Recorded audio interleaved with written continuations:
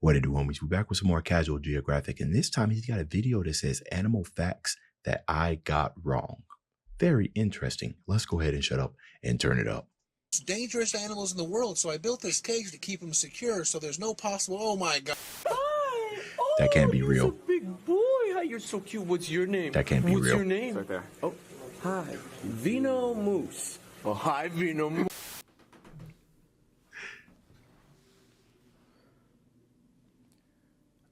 I have made a severe and continuous lapse in my job. I'm just playing, I'm playing. But can you imagine? Nah, but this is gonna be an accountability video. And honestly, it's all because of one comment I got on TikTok. Basically, someone commented on one of my videos disagreeing with me, and someone replied to that comment with something like, yeah, okay, I think I'm gonna believe the guy with 16 million followers.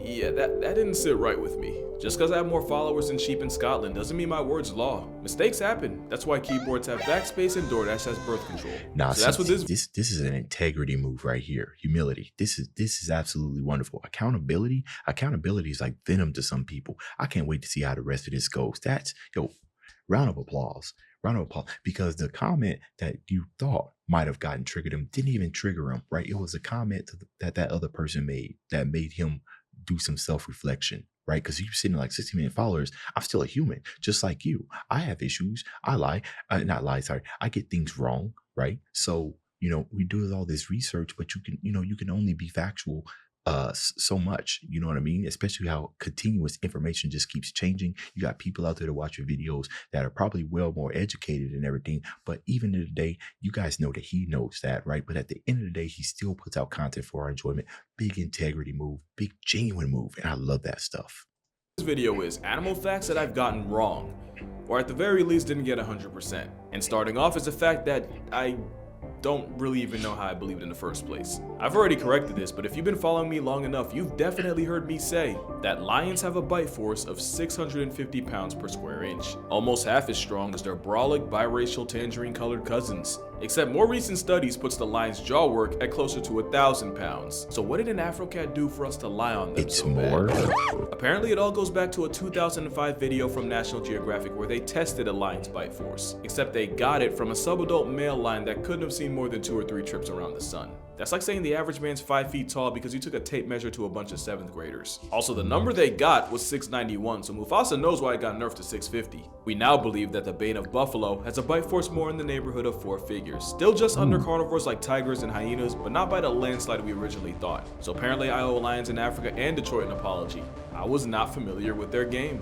This video was recorded before the Buccaneers game, and I shall adjust my reaction accordingly.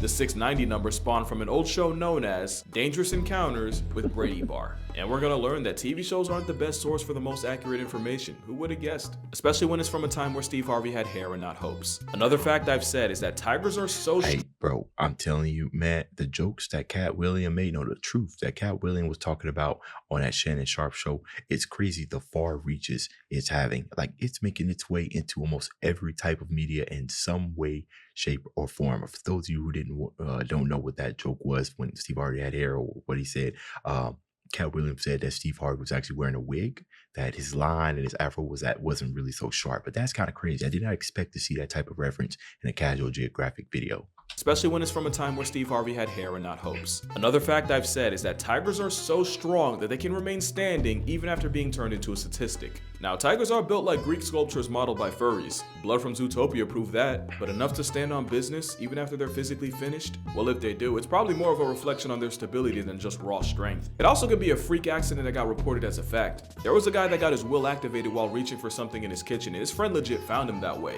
And there is at least one animal that does something similar.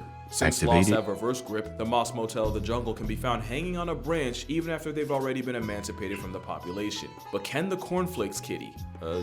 Maybe, but it's pretty unsubstantiated, so I probably shouldn't have mentioned it. Along with another fact I've spent most of my childhood believing, and I know for a fact I've said this at least once, that venomous baby snakes are more dangerous than the adults. The idea here is that snakes can consciously control how much venom they release, or if they release venom at all, but baby snakes with less experience, they empty the whole clip every time. Now the first part is true, snake venom is physically expensive to make, so a lot of snakes will compromise with dry bites to get the message across without spending the cost. It's like a blank shot from a gun with vibranium bullets. Pretty smart. chances of getting a dry bite vary on the snake. The eastern brown snake delivers diet bites an estimated 80% of the time. Something like a taipan chooses mercy only 5%.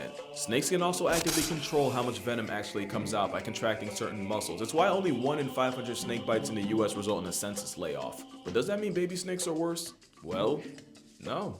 Smaller, unseasoned snakes carry less venom, and science says you're more likely to get kicked off the mortal coil if an adult bites you. So I have never heard getting unalived in so many ways than from this guy right here. He is the master of just coming up with different ways to say things that we've heard all the time, and they're funny each time.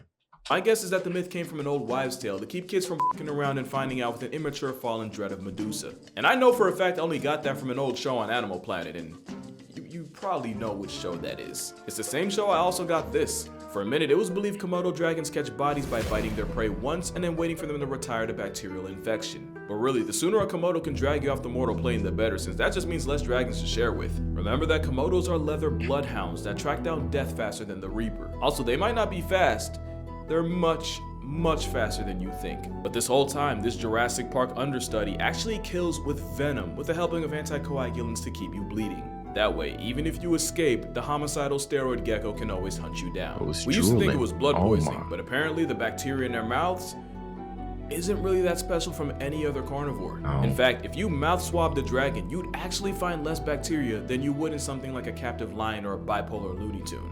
And after looking further, I can tell you the misunderstanding definitely came from an injured buffalo's first instinct to run into water. And a buffalo taking an open flesh wound into dirty, stagnant toilet water is more of an indictment on the bush cow's hygiene That's a Mario. than the lizards. And speaking Mario of water being element your right there. downfall, I've talked about animals that can't swim, and I once said that guinea pigs were on the list. Turns out I was wrong, and I can't even blame Animal Planet this time. Guinea pigs can swim, and in some cases can do it for hours. The catch is that they don't care for it very much. Most sources say guinea pigs get stressed in deep water, and while they can swim, their ancient ancestors avoided it to avoid getting canceled by predators, so nothing about it's a good time for them.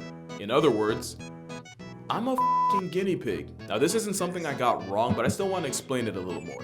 So I mentioned how these finches inspired Darwin's theory because, well, long story short, different finches ate different foods and so developed different size and shaped beaks. Now technically, that's not wrong, but I feel like I made it sound like their beaks changed just because the birds needed them to.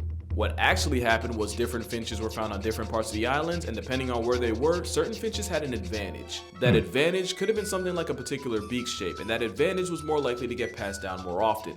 Eventually, certain traits would get selected for naturally, through purpose, not perfection. That's natural selection. And depending on the best food source, the finches most suited to feed and breed outcompeted the others. It's kind of like how giraffe necks didn't just get longer, it was more like longer necks outperformed shorter necks, and history just wasn't kind to the vertically deficient. Actually, no, latest studies say the long neck actually came from their mating preference and the fact that giraffes like to run fades using their heads. So why the long neck?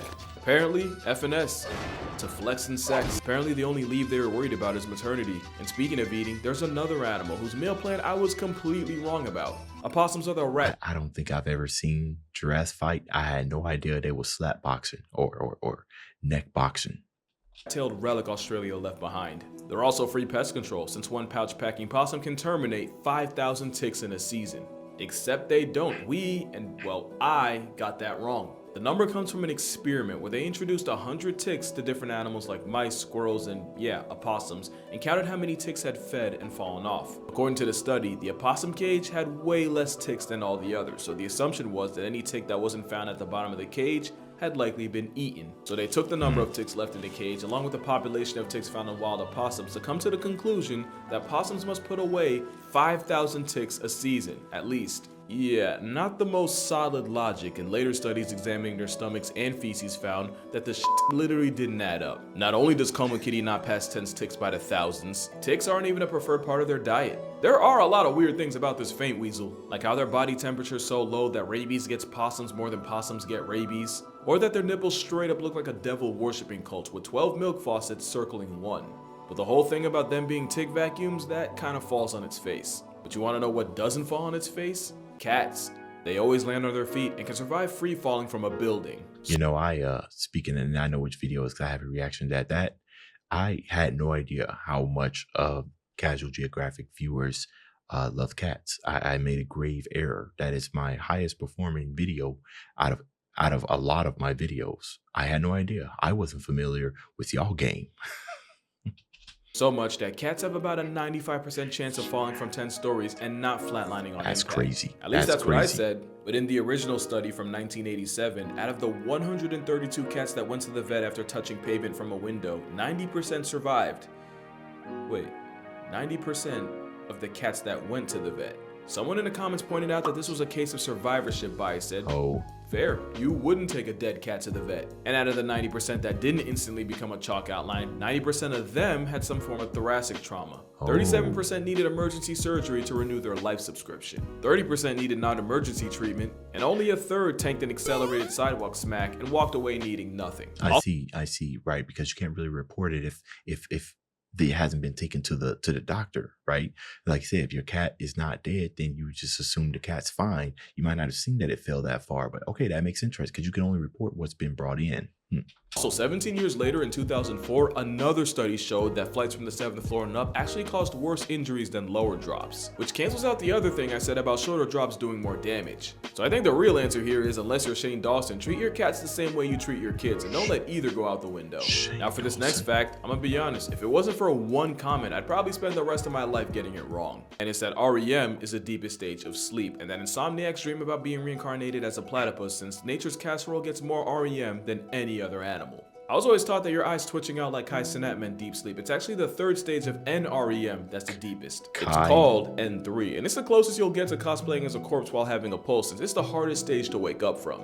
It's also the stage where your body repairs tissues, builds bones, restores muscles, and strengthens the immune system. Wow. Basically, you know how your phone will update at the gooch of dawn as long as it's connected to an outlet? That's the N3 stage of sleep.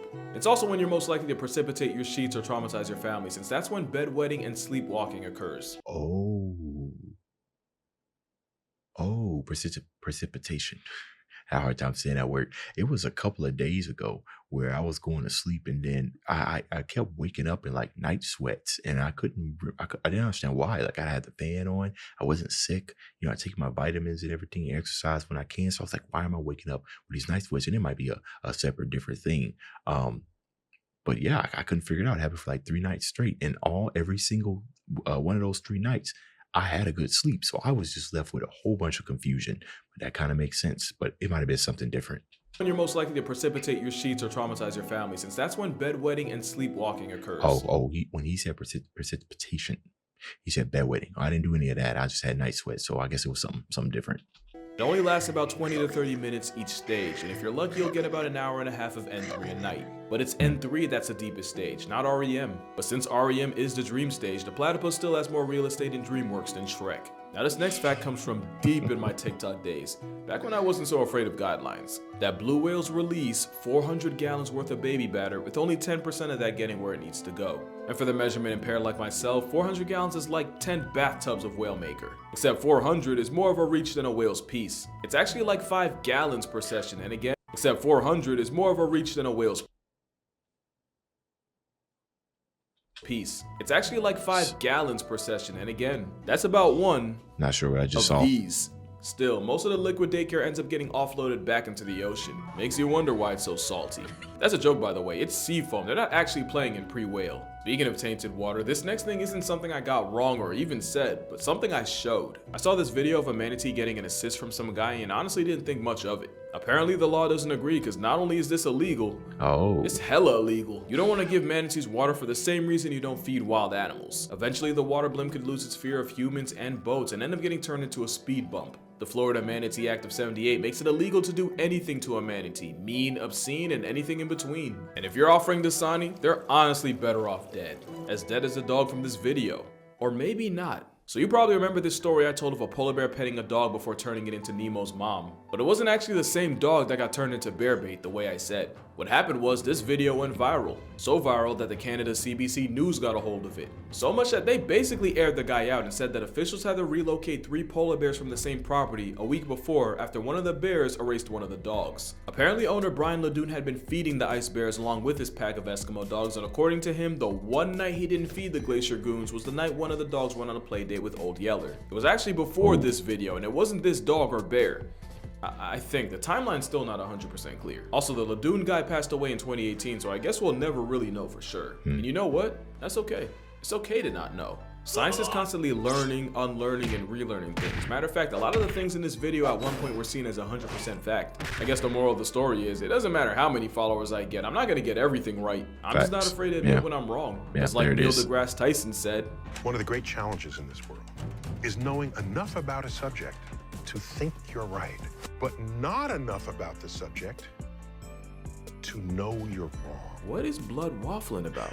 All right, that's gonna do it. Drink water, hug Say your the same parents. thing every Don't time hug I'm watching humanity. anything by Humanity's him. them enough. Let's make this a good year, and I'm gonna see y'all in the next one. Drink some water. Oh, here we go. They pulling. What are they pulling? Yeah. Wow. That's strong. Don't they got a handicap as well? No, I don't think they got a handicap. It's kind of going around. It's not really a handicap. I was going to try to end this with like some type of wise saying. The wise man stays wise because he knows there's much to learn. And I forgot it. Anyways, that's the end of this video. Dave's out.